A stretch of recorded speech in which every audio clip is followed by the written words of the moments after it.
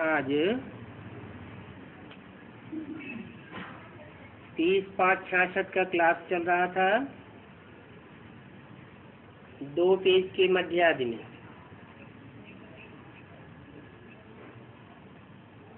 बात चल रही थी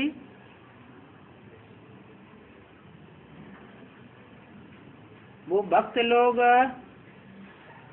माँ बाप मित्र संबंधियों को याद करते हुए भी फिर देवी देवताओं को कितना याद करते हैं।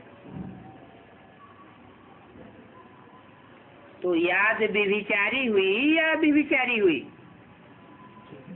व्यभिचारी याद हो गई। अनेकों की याद में बुद्धि भटकेगी तो बुद्धि व्यभिचारी होने से कमजोर बनेगी। अभी बाप कहते हैं ऊंचते ऊंचे एक को याद करेंगे तो तुम्हारी बुद्धि में ऊंच तत्व ऊंचाई का प्रवेश होगा, क्योंकि बुद्धि से जैसे का संग करेंगे वैसी ही बुद्धि बनेगी।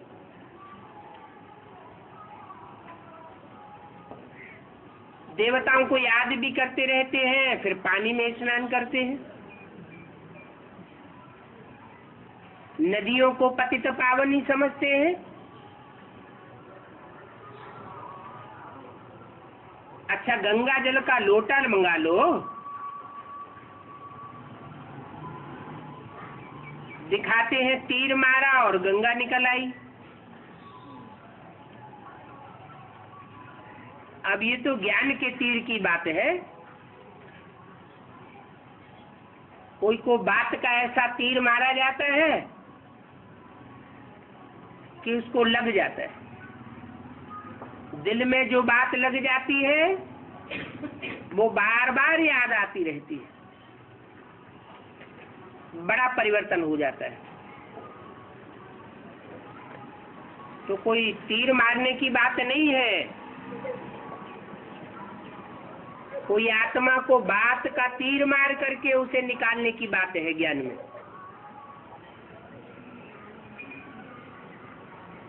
फिर गंगा जल को मुख में रख देते हैं। अब ये ज्ञान जल की बातें बुद्धि में धारण होती है तो मुख के द्वारा समझाई जाती है। मुख में बात आती है तो दूसरों को सुनाई जाती है।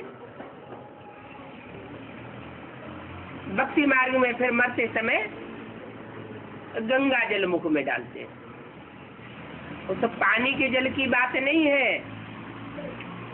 ये ज्ञान जल की बात है। समझते हैं थोड़ा भी गंगा जल मिलने से सदगति को पालेंगे, क्योंकि अंत समय समझते हैं अंत मते तो गति हो जाएगी। वो तो जन्म जन्मांतर मृत्यु होती ही रहती है। ये तो इस आखिरी जन्म की बात है, जबकि एटमिक एनर्जी बन चुकी है, सारी दुनिया मौत के गाल में है, सबका मौत सामने खड़ा है। अभी जिन आत्माओं के मुख में गंगा जल पड़ेगा उनकी गति सदगति जरूर होगी। यहाँ बाप कहते हैं पानी की बात नहीं है, ज्ञान जल की बात है। थोड़ा भी तुम ज्ञान सुनते हो तो उसका फल मिल जाता है। दूसरों को सुनाते हो तो उनके ऊपर असर पड़ जाता है। ये ज्ञान सुनने की बात है, बाकी मुख में डालने की बात नहीं है। अमृत कोई पीने की चीज होती नहीं है। ऐसा कोई अमृत नहीं होता जिससे कोई अमर बन जाए। ये तो शास्त्रों में कथा कहानियां लिख दी हैं, जो कथाएं यहाँ की यादगार हैं। जब सारी दुनिया में माया का जाल अच्छी तरह फैल जाता है तो अज्ञान अंधकार में आत्माएं डूब जाती है, अनिश्चय बुद्धि हो जाती है। उन अनिश्चय बुद्धि आत्माओं को ज्ञान अमृत जब दिया जाता है तो सूरजीत हो जाती है। तो कोई उस अमृत की बात नहीं है, ये तो नॉलेज है। ऐसे नहीं समझो कि भोग के दिन हमको अमृत पिलाते हैं तो उससे हम अमर बन जाएंगे, आत्मा का कोई कल्याण हो जाएगा। नहीं, ये सब अंधश्रद्धा की बातें हैं। भोग आदि से कोई फायदा नहीं। भोग ध्यान दीदार तो जन्म जन्मांतर होता आया, अल्पकाल की प्राप्ति हो जाती है। वो तो मीठा पानी है यहाँ की बात। जितना मीठी मीठी बातें सुनाकर दूसरी आत्माओं का दिल जीतेंगे, ज्ञान में आत्माओं को निश्चय बुद्धि बनावेंगे, तो वो आत्माएं अमर हो जाएंगी और अमर पद पाए लेंगी। ज्ञान अर्थात बाप को और सृष्टि रचना के आदि मध्य अंत को जानना। ये सृष्टि चक्र कैसे फिरता है, कौन कब कब जन्म लेते हैं, सब तो 84 जन्म नहीं ले सकते। पहले पहले सृष्टि पर भारतवासी आते हैं, जो आदि से लेकर के अंत तक भारत में ही जन्म लेते हैं। वो पूरे 84 जन्म लेंगे। जो देवताएं थे वही 84 जन्म भोग फिर दैत्य बन जाते, क्योंकि द्वापर युग से द्वैतवादी युग से दो दो बातें सुनते हुए, अनोखी की बातें सुन करके बुद्धि में धारण करते हुए नीचे गिरते जाते हैं। इसलिए बाबा मुरली में कहते हैं, सुनी सुनाई बातों से भारतवासियों ने दुर्गति पाई। दूसरे धर्म की आत्माएं और किसी धर्म पिता की बातों को, धर्म ग्रंथों की बातों को कान पर नहीं धरती, ध्यान नहीं देती। और भारतवासी ऐसे हैं कि जो आया जिसने सुनाया सत्य वचन महाराज, हर एक की बात पर विश्वास कर लेते हैं।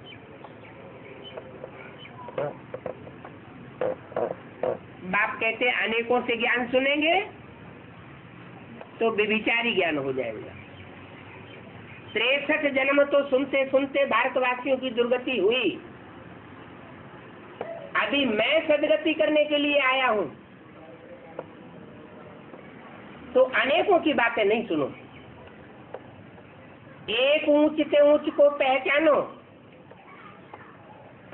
और उस ऊंच से ऊंच बाप की ऊंच से ऊंच बातों को सुनो, क्योंकि बाप ही आकर के कांटों से फूल बनाते हैं। ये धंधा और कोई कर न सकता। मनुष्य देह अभिमान में आए 5 विकारों में फंस पड़ते हैं, क्योंकि अभी है ही रावण राज्य, सत्युग था दैवी राज्य। शिव बाबा आते हैं तो स्वर्गपुरी रचते हैं, मनुष्य गुरु आते हैं तो रौरव नरक बन जाता है। 2500 वर्ष की हिस्ट्री हमारे सामने मौजूद है। चाहे कोई भी बड़े से बड़े धर्म पिताएं आए हों, दुनिया नीचे गिरती चली गई। काम, क्रोध, लोभ, मोह, अहंकार बढ़ते चले गए, ईर्ष्या, द्वेष बढ़ता चला गया। अभी बाप कहते हैं मैं इन सब बातों का अंत करने आया हूं, दुर्गुणों का अंत करके सद्गुणों की दुनिया स्थापन करके जाऊंगा। सूर्यवंशी लक्ष्मी नारायण का राज्य होगा। ऊंचे से ऊंचे है सूर्यवंशी, फिर है नंबरवार, 9 ग्रह है ना, सूर्य, बृहस्पति, शुक्र, बुध आदि आदि, ये 9 ग्रह है ना। वो तो जड़ सितारे हैं जो आसमान में दिखाए जाते हैं। वास्तव में इस धरती के सितारे चैतन्य हैं।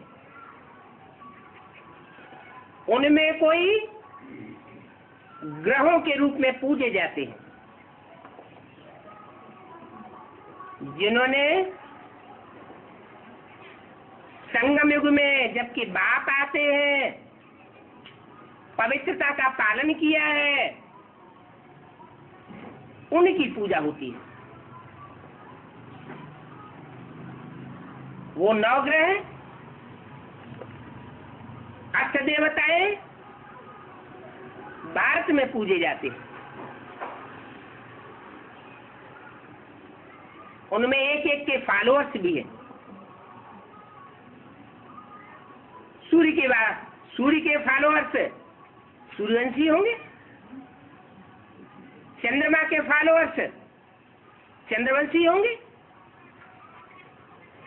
शुक्राचार्य के फॉलोअर्स इस्लाम वंशी होंगे, बुद्ध के फॉलोअर्स बौद्ध वंशी होंगे।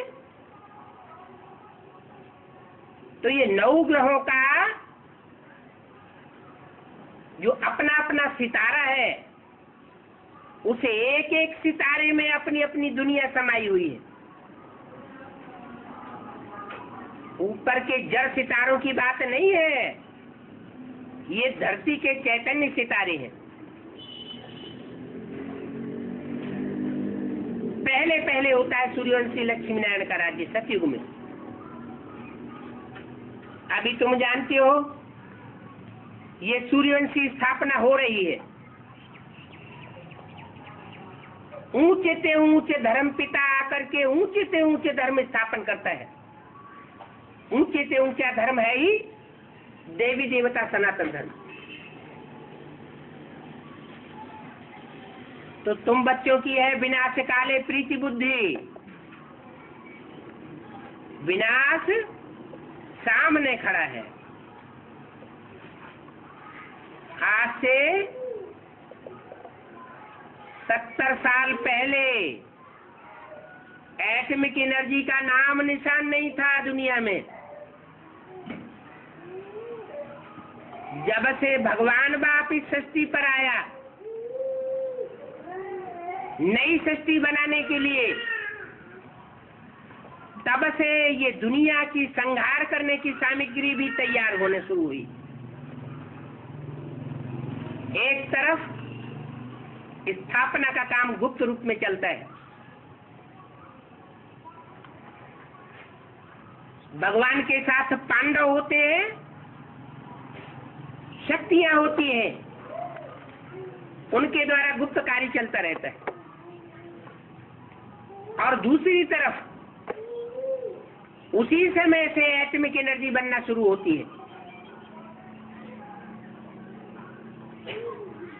दोनों कार्य साथ साथ चलते हैं। स्थापना पूरी होगी, नई दुनिया का संगठन तैयार होगा छोटे रूप में, और विनाश की शुरुआत हो जाएगी। जो चीजें बनाई गई है वो उपयोग में जरूर आवेगी। ऐसे नहीं कि एटॉमिक एनर्जी हमारे घरों की सजावट करने के लिए बनाई गई है।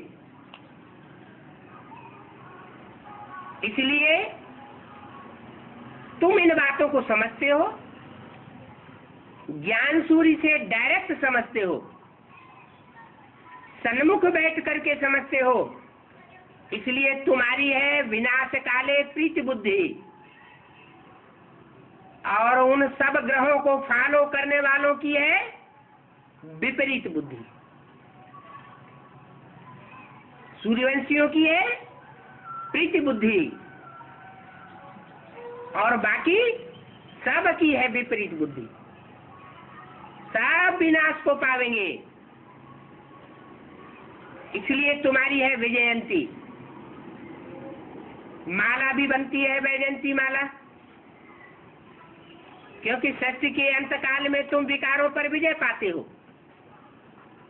तो तुम्हारी यादगार बनती है वैजयंती माला।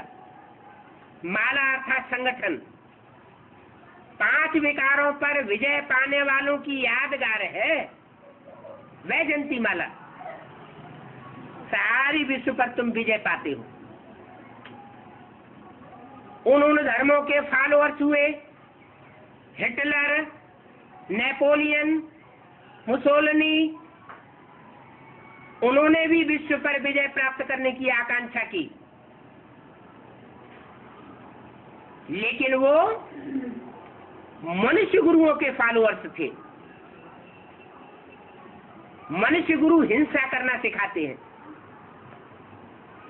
मुख से कहते नहीं कि हिंसा करना है, लेकिन उनके नियम कानून ऐसे होते हैं कि हिंसा हुए बगैर रह नहीं सकती। और भगवान बाप इस सृष्टि पर आते हैं तो जिन बच्चों से स्थापना कराते हैं ऐसे गुप्त रूप में कराते हैं कि हिंसा का नाम निशान नहीं होता। इसलिए बोला तुम पांडव लड़ते नहीं हो। क्या देखते हो तुम्हारे सामने कोई क्रोध करता है, उल्टा सुल्टा बोलता है, आंखें लाल पीली करता है, तो तुमको डायरेक्शन मिला हुआ है वहां से हट जाओ। क्रोधी से क्रोध का मुकाबला नहीं करना है।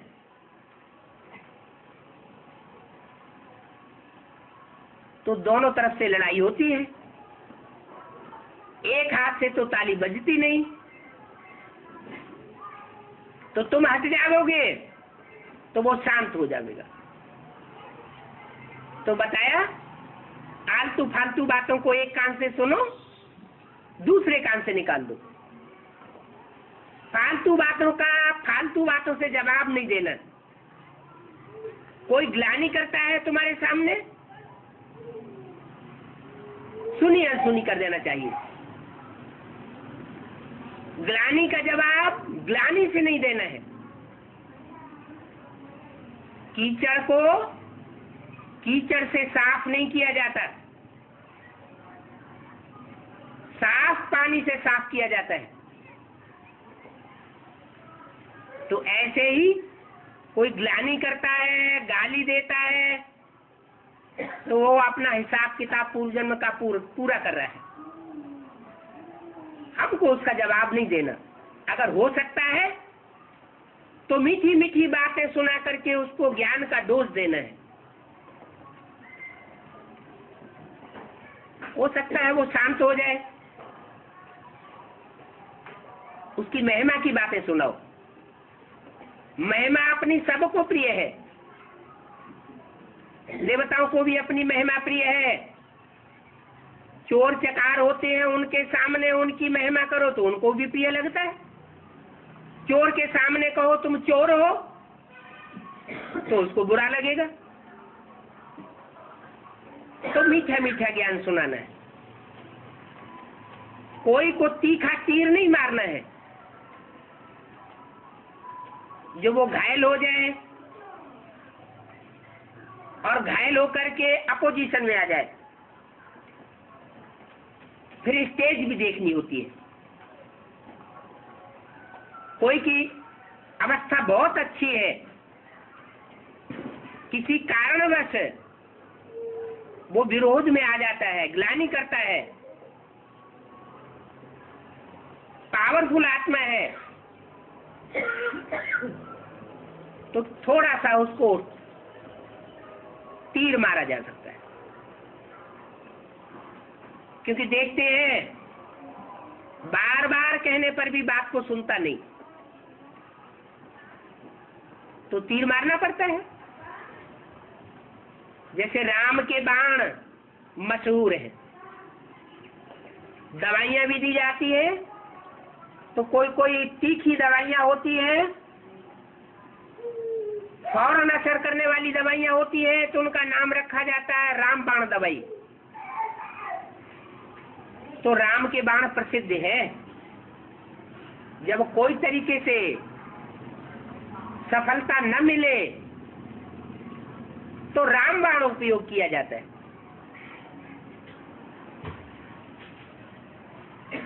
नहीं तो मीठा मीठा ज्ञान सुनाना अच्छा है। शिव बाप ने भी षष्ठी पर आकर के पहले माँ के द्वारा मीठी मीठी ज्ञान की लोरी सुनाई, ब्रह्मा के द्वारा मीठा मीठा ज्ञान ही सुनाया। कितने साल सुनाया? 18 साल लगातार सुनाया। जब देखा कि मीठी लोरी से जो सुधरने थे वो सुधर गए और बाकी के ऊपर असर नहीं हो रहा है, गेंडे की तरह उनकी मोटी चमड़ी हो चुकी है,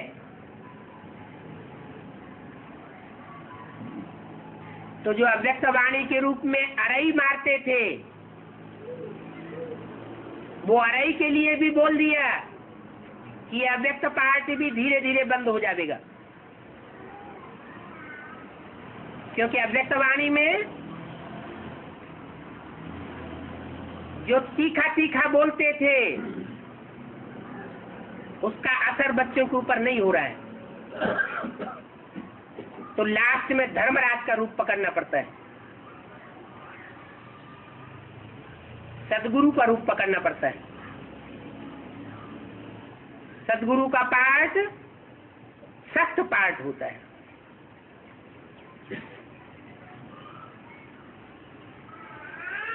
तो सब कोई नहीं ले सकते हैं। जो सूर्यवंशी बच्चे होंगे वो ही लेने के हकदार बनेंगे। अभी रावण राज्य है, सत्य को दैवी राज्य था, तो तुम जानते हो स्थापना हो रही है। अच्छी रीति बुद्धि में याद रखना चाहिए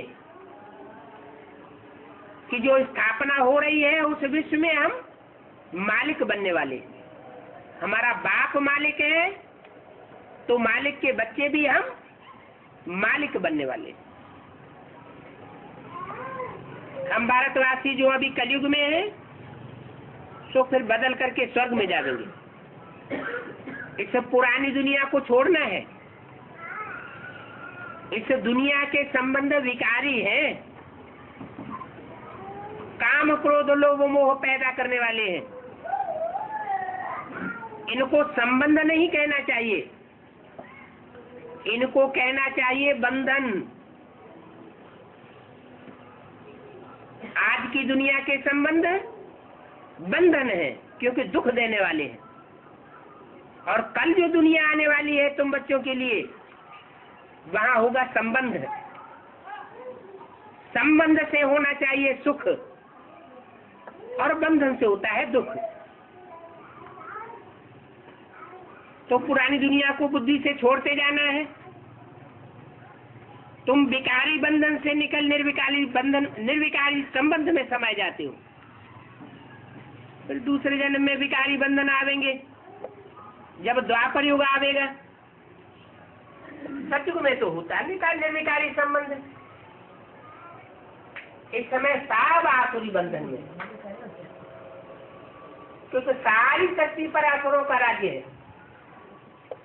यथा राजा तथा प्रजा, सब असुर बन गए। कोई ऐसी मनुष्य आत्मा नहीं है जो तन से, मन से, धन से, समय और संपर्कियों और संबंधियों के द्वारा दूसरों को दुख न देती हो। दुखदाई माना राक्षस, सुखदाई माना देवता। देवताएं सदा सुखी ही सुख देते हैं और राक्षस सदा दुखी ही दुख देते हैं। उनको देवता कहा जाता है, उनको दैत्य कहा जाता है। तुम ब्राह्मणों की प्रीति बुद्धि है शिव बाबा के साथ, क्योंकि वो सदा शिव है, सदा कल्याणकारी है। कल्याणकारी के साथ प्रीति बुद्धि बनेंगे तो तुम्हारी बुद्धि में सदा के लिए कल्याण समा जाएगा। तुम दाता के बच्चे दाता बन जाएंगे, किसी से लेने की इच्छा नहीं करेंगे, सदैव देने की आतुर रहेंगे, क्योंकि तुम यथार्थ स्थिति जानते हो, बाप को और सृष्टि के चक्र को जानते हो, फिर औरों को समझाते हो। जितना जो औरों को भी समझावेंगे बहुतों का कल्याण करेंगे। जो खुद जास्ती समझते हैं वो दूसरों को भी जास्ती समझाते हैं। खुद ही बेसमझ हैं तो दूसरों को कैसे समझावेंगे। ऊंच पदवी वो ही पावेंगे जो जास्ती समझदार बनते हैं। ज्ञान की बातों को कम समझते हैं तो समझ लेना चाहिए हमारा ऊंच पद नहीं बनने वाला है। सर्विस भी कम करते हैं। जो जितनी ज्यादा ईश्वरीय सेवा में लगे रहते हैं, ईश्वरीय सेवा का रिजल्ट निकालते हैं, प्रूफ सामने आता है, वो आने वाली नई दुनिया में जरूर ऊंच पद पावेंगे, नहीं तो कम पद पावेंगे। पतित तो अभी सारी दुनिया है और हरेक को पतित से पावन बनना है, नंबरवार पुरुषार्थ अनुसार। तो सबको पतित से पावन बनने का रास्ता बताना है और कोई उपाय नहीं है। याद से ही पाप कर्म विनाश होंगे। याद के अलावा पाप कर्मों को भस्म करने का कोई दूसरा रास्ता नहीं। नहीं तो धर्मराज की सजाएं खाएंगे। सजा खा करके पाप भस्म हुए तो ऊंच पद नहीं मिलेगा, तो डबल घाटा हो जाता है। जो दैवी संप्रदाय के हैं उनके कान में ये ईश्वरीय ज्ञान के अक्षर गूंजेंगे, बार बार याद आवेंगे। जो आसुरी संप्रदाय होंगे वो सुनते हुए नहीं सुनेंगे। ये सब पूर्व जन्मों के संस्कार के अनुसार चलता है। जिन्होंने पूर्व जन्मों में अच्छी बातों पर कभी ध्यान ही नहीं दिया,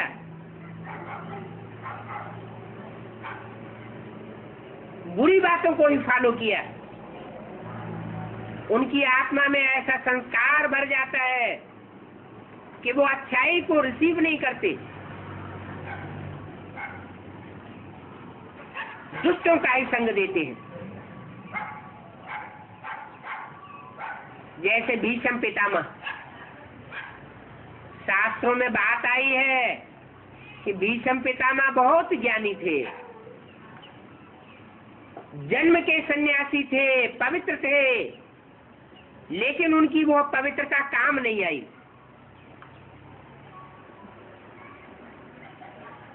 इतना गीता ज्ञान लिया, सब कोई उनको मान्यता देते थे, उनकी पवित्रता पर बड़ा भारी विश्वास था, लेकिन गीता ज्ञान सुनने के बाद उन्होंने कौरवों का ही साथ दिया, पांडवों का साथ नहीं दे सके।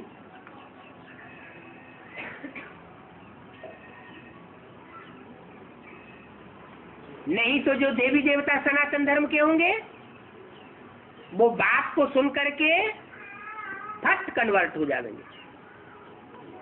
उनकी बुद्धि में ये बात आ जाएगी कि जरूर कोई विशेष बात है, समझेंगे ये तो ठीक बातें हैं, बरोबर हम मनुष्य से देवता बनते हैं। गीता में तो ज्ञान ही है नर से नारायण और नारी से लक्ष्मी बनाने का, तो हमको भोजन भी जरूर शुद्ध चाहिए। जैसा अन्न वैसा मन बनता है। अगर अन्न में जानवरों को काट पका करके खाते रहेंगे तो खून कौन सा जाएगा? जानवरों का खून जाएगा ना पेट में। तो बुद्धि क्या बनेगी? जानवरियत वाली बुद्धि बनेगी। अगर शुद्ध अन्न खावेंगे,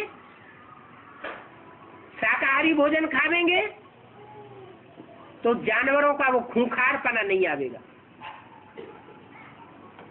देवताओं जैसी सात्विक बुद्धि बनेगी। जिनका भोजन शुद्ध होता है उनमें स्वतः ही दैवी गुण आते जाते हैं। तो ये दैवी गुण यहाँ धारण भी करने हैं। सर्वगुण संपन्न, 16 कला संपूर्ण, संपूर्ण हिंसक, मर्यादा पुरुषोत्तम बनना है। और अभी तुम बन रहे हो। ये लक्ष्मी नारायण देवताएं हैं, इनको भोग लगाते हैं तो क्या इनको सिगरेट चाय आदि का भोग लगाते हैं क्या? नहीं लगाते हैं ना। तो जो देवताओं को भोजन खिलाते हैं और देवता हमको बनना है तो वैसा ही आचरण करना चाहिए। खान पान, संग शुद्धि, इसका ध्यान रखना पड़े। जो सिगरेट पीने वाला है, क्या कहा? ज्ञान में चलने वाला, अगर कोई बीड़ी सिगरेट पीने वाला है तो वो ऊंचे पद पा न सके। दास दासी बनता रहेगा। क्यों? इतनी छोटी सी बात, इतना बड़ा दंड क्यों? इसलिए कि जो सिगरेट पीना नहीं छोड़ सका वो काम विकार को कैसे छोड़ेगा? असंभव। ये सिगरेट आदि कोई दैवी चीज नहीं है। कोई कहते हैं हम बीड़ी सिगरेट छोड़ देंगे, तंबाकू खाना छोड़ देंगे तो हमारी तबीयत खराब हो जाएगी, हमारे दांत खराब हो जाएंगे। बाप कहते हैं बातें न बनाओ, शिव बाबा को याद करो, तुम्हें शक्ति मिलेगी इन आसुरी चीजों को छोड़ने की। ये आदतें अभी साफ छोड़ दो, क्योंकि आगे जो समय आने वाला है उसमें साफ धंधों में नुकसान होने वाला है। जब ये सारे ही धंधे चौपट होंगे तो चाय कहाँ से आवेगी? जब आदमी को पेट के लिए रोटी के 2 टुकड़े नहीं मिलेंगे तो चाय और बीड़ी सिगरेट पिएगा क्या? इसलिए कहते हैं अब ये सब फालतू आदतें छोड़ दो। जैसे कि कोई कंपल्सन किया जाता है, तब तुम्हारी सदगति होगी, नहीं तो दुर्गति में ही रह जाएंगे और दुर्गति वाली दुनिया में आकर जन्म लेंगे। दुर्गति की दुनिया है कलयुग और द्वापर युग। मैं तो सतयुग और त्रेता 2 युगों के लिए तुम्हारी सदगति करके जाता हूं। सिगरेट की आदत तो बहुतों में रहती है, तो समझाने दी जाती है। देवताओं को इन चीजों का कभी भोग नहीं लगाया जाता। तुमको देवता बनना है तो ये सब छोड़ दो। तुमको तो इन लक्ष्मी नारायण जैसा बनना है ना, तो तुम ये अच्छी चीजें क्यों खाते हो? खाते रहेंगे तो मुख से बदबू आती रहेगी। 30-5-66 की वाणी का 3रा पेज। तुम बच्चों को बुद्धि में अच्छे अच्छे संकल्प चलना चाहिए। ये संकल्पों का भी भोजन होता है। श्रेष्ठ भोजन संकल्पों का करेंगे तो श्रेष्ठ स्थिति बनेगी। बाबा ने कब प्रवेश किया, वो तो तिथि तारीख की वेला नहीं है। कृष्ण को भी पूजते हैं,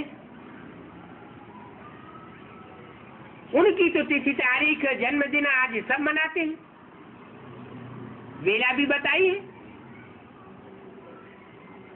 कृष्ण का जन्म रात्रि को दिखाते हैं। शिव के लिए शिवरात्रि कह देते हैं, भक्ति मार्ग में शिव जयंती नहीं कहते हैं। तो समझना है ना कि जरूर रात्रि में आया होगा, गर्भ से तो जन्म लेता नहीं। जो साकार में जन्म लेते हैं उनकी जयंती मनाई जाती है। साकार में प्रवेश तो करता है, लेकिन प्रवेश होना अलग बात है, और जिसमें प्रवेश हुआ उसके द्वारा संसार में प्रत्यक्ष होना अलग बात है। गर्भ में भी बच्चा आता है तो पहले गुप्त होता है। 5 महीने का 4 महीने का गर्भपिंड निर्जीव होता है पेट में, फिर उसमें आत्मा चैतन्य प्रवेश करती है।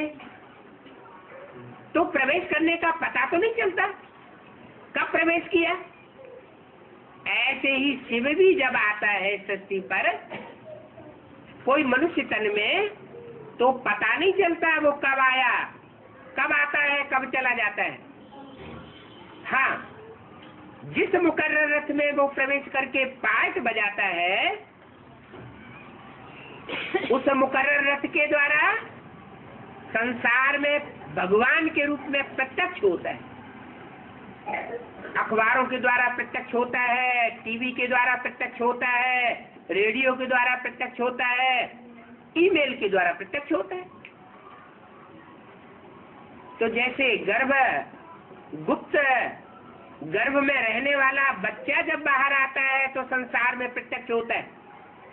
पहले माँ बाप जानते हैं, फिर मोहल्ले वाले, घर वाले जानते हैं, फिर दुनिया जानती है। ऐसे ही शिव सुप्रीम सोल भी एक साथ संसार में प्रत्यक्ष नहीं होता, धीरे धीरे प्रत्यक्ष होता है। जब पूरा ही प्रत्यक्ष हो जाता है तो जो ग्लानि करने में सबसे जास्ती भाग लेने वाले अखबार हैं, वो ही गायन करने लग पड़ते हैं। जिन अखबारों के द्वारा सबसे जास्ती ग्लानि होती है, वही अखबार सबसे जास्ती प्रत्यक्षता के निमित्त भी बन पड़ते हैं। तो मेरी जयंती नहीं मनाई जाती, क्योंकि जयंती तो साकार की मनाई जाती है। तुम बच्चे जयंती मनाते आते हो, 68वीं शिव जयंती,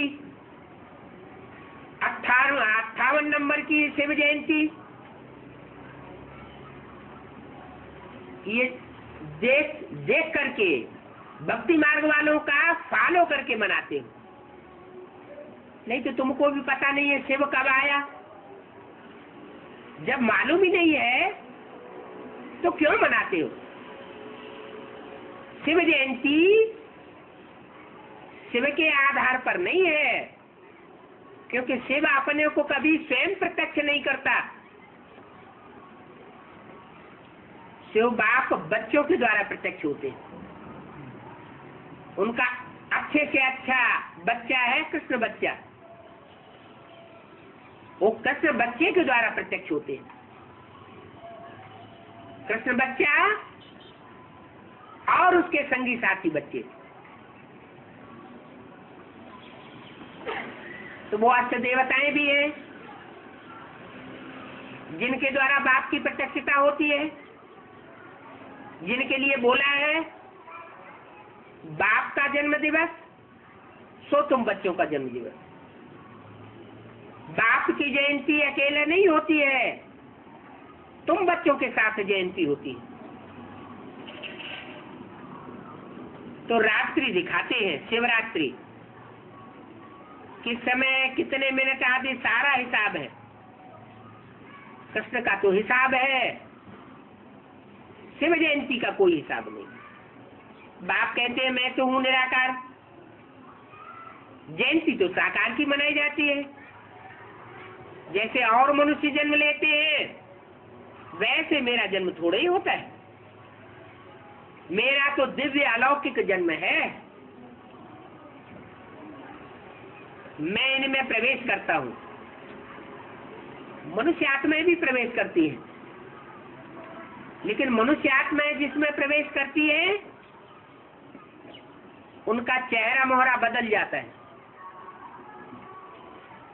उनको अपनी स्मृति गायब हो जाती है।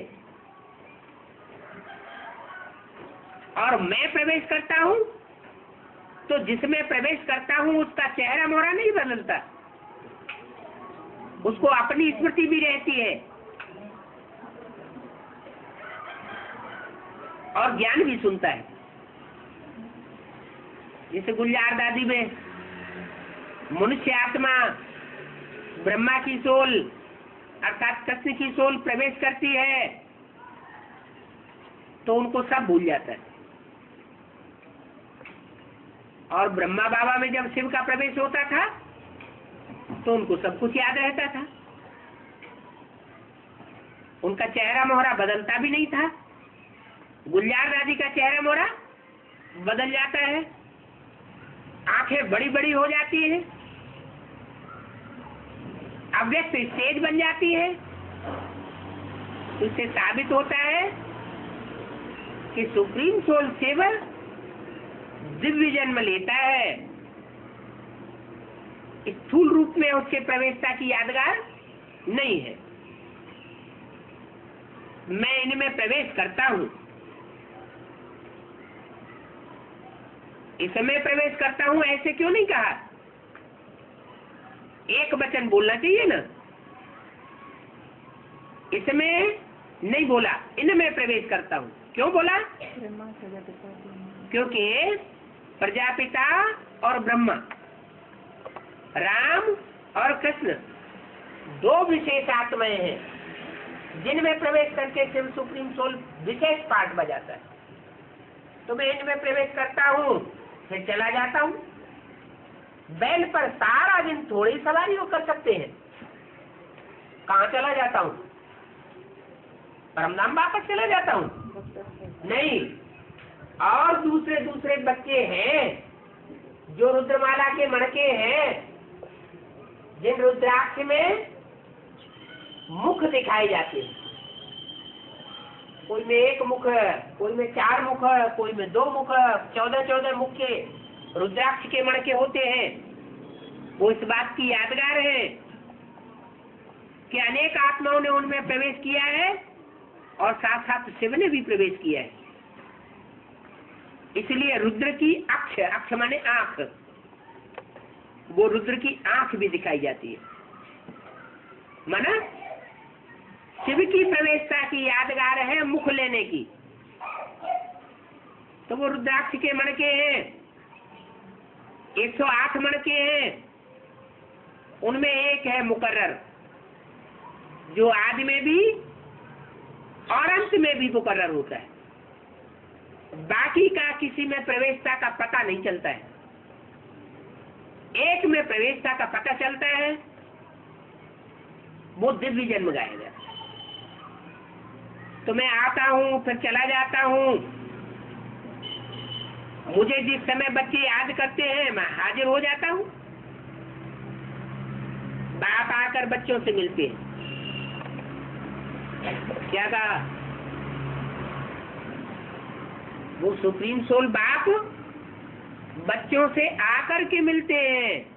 अरे, और माउंट आबू में जाकर बच्चे नहीं मिलते?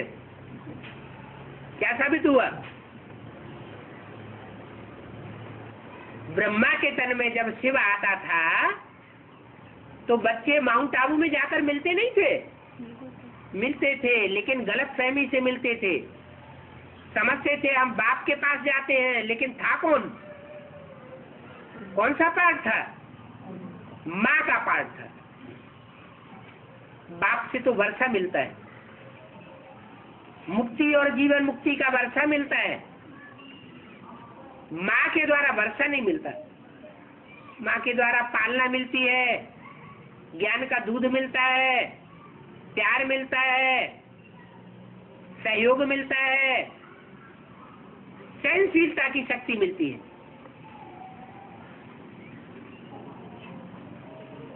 तो वहां ये नहीं कहेंगे कि बाप आकर के मिलते हैं।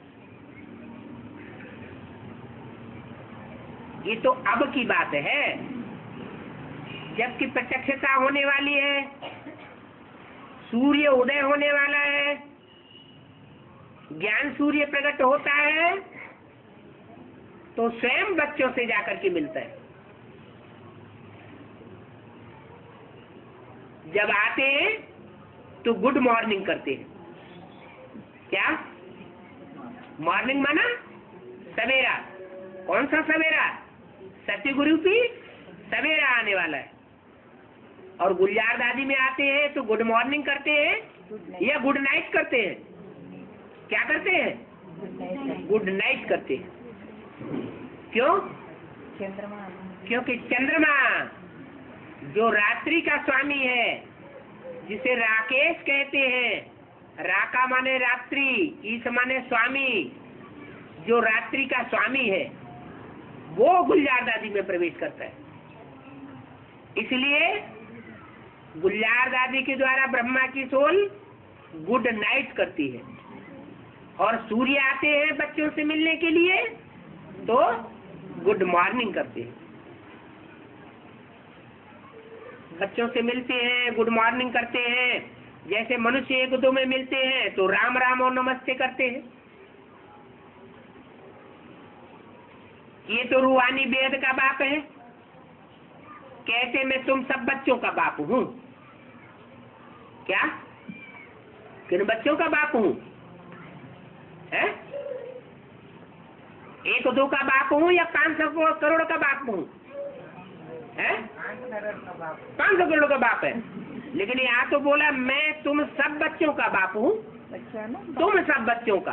तो तुम जो कहा जाता है वो सामने वालों से कहा जाता है या जो 500 करोड़ सामने है ही नहीं उनसे कहा जाता है? सामने वाले है? किससे कहा जाता है? है?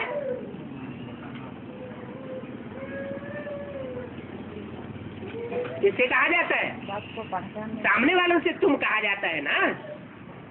तो बाप कहते हैं मैं तुम सब बच्चों से आकर के मिलता हूँ और तुम बच्चों का बाप हूँ। माने जिनसे सन्मुख नहीं मिलता हूँ उनका बाप नहीं हूँ। बाप तो बच्चों के सन्मुख आकर के मिलते हैं। जो दूसरे धर्म में कन्वर्ट होने वाली आत्माएं हैं उनसे मिलते नहीं है। कहते हैं तुम शिव बाबा की संतान हो, तो बच्चों को कितनी खुशी का पारा चढ़ना चाहिए। इसलिए कि हम ऊंच से ऊंच बाप की संतान है। बेहद का बाप आया हुआ है, हमको बेहद का वर्षा दे रहे हैं। क्या वो सब है हद के बाप। हद के बाप से करोड़ 2 करोड़ अरब 2 अरब का वर्षा मिलता है। और ये तो बेहद का बाप है। तो बेहद का बाप हमको बेहद का वर्षा देते हैं, अपार खुशी का वर्षा देते हैं। 2500 वर्ष तक हमारी खुशी कायम रहेगी। तो बेहद का बाप हुआ ना, बेहद का वर्षा देने वाला हुआ ना। सतयुग में भी और त्रेता में भी 2 युगों में हम सुखी रहेंगे। बाकी जो भी बाप है वो सब हद का वर्षा देने वाले। चाहे वो चंद्रवंशियों का ब्रह्मा बाप हो, चाहे वो इस्लामियों का इब्राहिम हो, चाहे क्रिश्चियंस का क्राइस्ट हो, चाहे बौद्धियों का बुद्ध हो, उनसे हद का वर्षा मिलता है और मेरे से बेहद का वर्षा मिलता है। ये मुक्ति और जीवन मुक्ति का वर्षा तुम्हारे सिवाय और किसी को नहीं मिलता।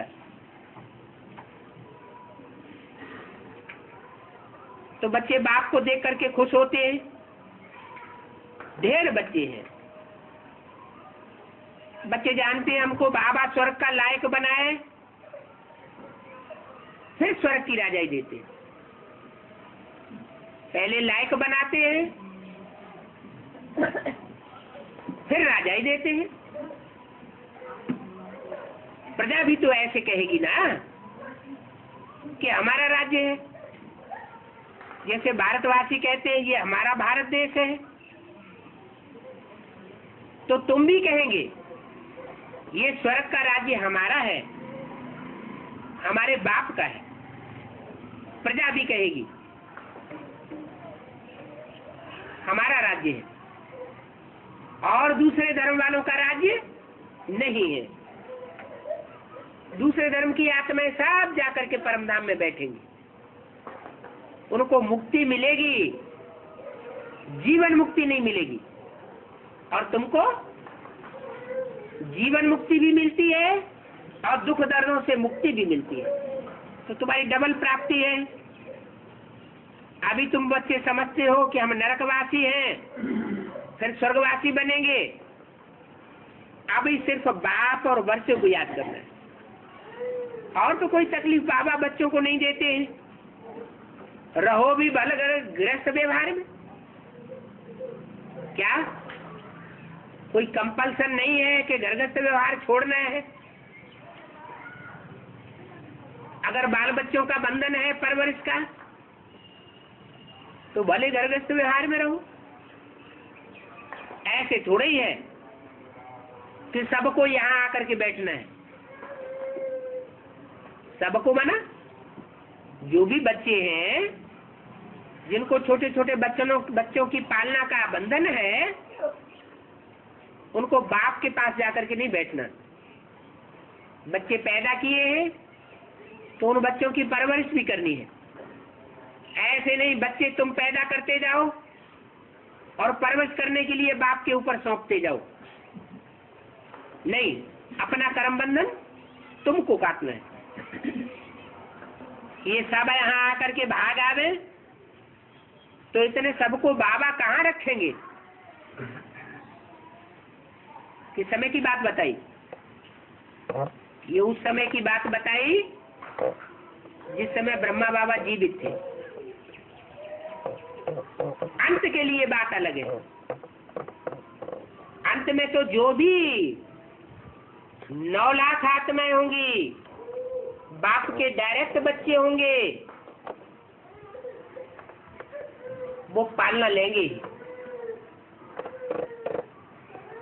इसलिए बोला है सारा का सारा माउंट आबू ही खरीद करना पड़ेगा, नहीं तो विनाश के काल में इतने बच्चे कहाँ रहेंगे। सब बच्चों को इकट्ठा करना है। इतने सब ढेर बच्चे एक ही बार कैसे इकट्ठे हो सकते हैं? क्या कहा? 9 लाख है तो नंबर है ना, तो नंबरवार इकट्ठे होंगे कि एक साथ जाकर के माउंट आबू में इकट्ठे हो जाएंगे? है नंबरवार इकट्ठे होंगे। तुम बच्चे शांति धाम का अनुभव शरीर रहते रहते करेंगे या शरीर छोड़ने के बाद मुक्ति का अनुभव करेंगे? कैसे करेंगे, क्या करेंगे? शरीर में रहते रहते शांति धाम का अनुभव करना है। वो तब ही होगा जब शांति धाम की तरह ही आत्माएं सब जाकर के इकट्ठी बैठ जावे, इकट्ठी होकर के रहे। लेकिन वो आत्माएं हो, देह अभिमानी सांढे न हो। आत्मा अभिमानी होंगे तो माउंट आबू जैसी छोटी सी जगह में भी 9 लाख इकट्ठे हो जाएंगे। जैसे यज्ञ के आदि में सिंध हैदराबाद में कितनी आबादी थी? 9 लाख आबादी थी। 9 लाख आबादी को संदेश मिल गया था। कितने ढेर बच्चों को साक्षात्कार हो रहा है, जरूर भगवान आया हुआ है। जो आदि में सो अंत में। तो एक ही बार सब सेंटर्स के बच्चे आकर के मिलकर के इकट्ठे हो जाएं तो वो ठहर सकेंगे? हैं? सारे ही 9 लाख बच्चे जो भी हैं, सूर्यवंशी बच्चे, वो सारे ही माउंट आबू में अभी जाके इकट्ठे हो जाएं तो ठहर सकेंगे? नहीं ठहर सकेंगे। क्या होगा? क्योंकि नष्टो मोहा तो सब बने नहीं है। तो नष्टो मोहा न होने की वजह से अगर चले भी जाएंगे तो छोड़ करके भागेंगे। बाल बच्चे याद आवेंगे, मित्र संबंधी याद आवेंगे, बाल बच्चे उनको खींचेंगे या मित्र संबंधी उनको खींचेंगे और वो टिक नहीं सकेंगे। बहुत मुश्किल है। हाँ, दिन प्रतिदिन बच्चे वृद्धि को पाते रहते हैं। इनकी भी कुछ युक्ति रचते रहेंगे। क्या? यज्ञ के आज में तो 300-400 ही थे। अमेरिका के अखबार में पढ़ा कि हिंदुस्तान का एक जौहरी ये कहता है कि हमें 16,108 रानियां चाहिए। अभी 300-400 मिली है। ये तो आज की बात हुई। आज में जो नजारा था वो 300-400 सरेंडर्ड वर्ग का नजारा अभी भी है एडवांस पार्टी में। लेकिन अभी स्थापना की प्रत्यक्षता बाकी है। ये स्थापना हो जाएगी, फिर संख्या तेजी से बढ़ती जाएगी। 16,000 की भी बात नहीं है, वो तो राज परिवार है। 9 लाख पूरे ही परवरिश लेंगे जब विनाश होगा दुनिया का। माउंट आबू में बैठे बैठे विनाश का नजारा देखते रहेंगे। तो बोला बच्चे वृद्धि को पाते रहते हैं, इनकी भी कुछ युक्ति रचते रहेंगे। ये सब आसपास वाले मकान जो है वो सब खरीद करके लेने पड़ेंगे। कहाँ के आसपास के मकान? हैं? तिरुपति के? कहाँ के आसपास के मकान लेने पड़ेंगे? कंपिल के? माउंट आबू की बात बताइए कि ये मुरली कहाँ चल रही थी? मुरली तो माउंट आबू में चल रही थी। तो माउंट आबू में जो मुरली चल रही थी वो माउंट आबू के लिए ही लागू हुई ना। तो बोला ये सब आसपास के मकान माउंट आबू के खरीद करने पड़ेंगे। मकान वालों से पूछेंगे तुम अपने मकान का कितना मांगते हो? 1 लाख 2 लाख? अच्छा ले लो। जो मांगेंगे उनको देंगे। समय पर तो लेंगे ना, लेना ही पड़ेगा ना। जब ऐसा समय आ जाएगा तो लेना पड़ेगा, क्योंकि माउंट आबू के लोग तो अभी तक समझते नहीं है इस ज्ञान की गहराई को। अब तक भी नहीं समझ रहे हैं। उनको पैसे की वैल्यू होगी तो छोड़ करके चले जाएंगे, पैसे लेकर चले जाएंगे। तो समय पर लेना पड़ेगा। अभी अपन हाँ, अभी तुम बच्चों को पैसे की तो बात ही नहीं है। क्या इस यज्ञ में पैसे की न कभी कमी पड़ी है और न कभी पैसे की कमी पड़ेगी। जो झूठे झूठे सत्संग हैं उनमें भी कितना पैसा आता है। उन सत्संगों में पैसे की कमी पड़ती है क्या?